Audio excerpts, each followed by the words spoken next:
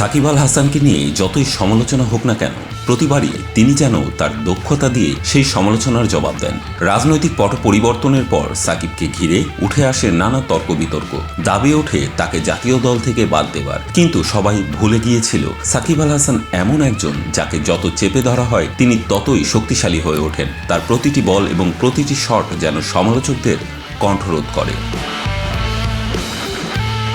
পাকিস্তানের বিপক্ষে জাতীয় দলের হয়ে দারুণ পারফরমেন্সের পর এবার সারের জার্সি গায়ে নিজের সামর্থ্যের প্রমাণ দিয়েছে সাকিব।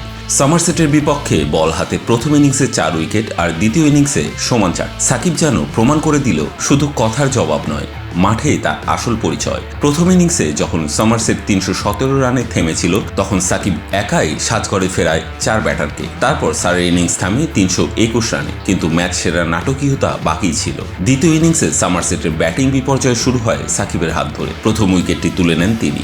আর্চি ভনকে মাত্র ৩ রানে বোল্ড করে বিদায় করেন। টম অ্যাবেল, জেমস রেও ও অধিনায়ক লুইস গ্রেগরি তিনজনকেই তার দুর্দান্ত বলের ফাঁদে ফেলে প্রতিপক্ষকে চরম চাপের মধ্যে ফেলেন। এই ধারাবাহিক পারফরমেন্সে যেন আবারও স্মরণ করিয়ে দেয় সাকিব আল হাসান শুধু একজন খেলোয়াড় নন, তিনি এক প্রতিভার প্রতীক।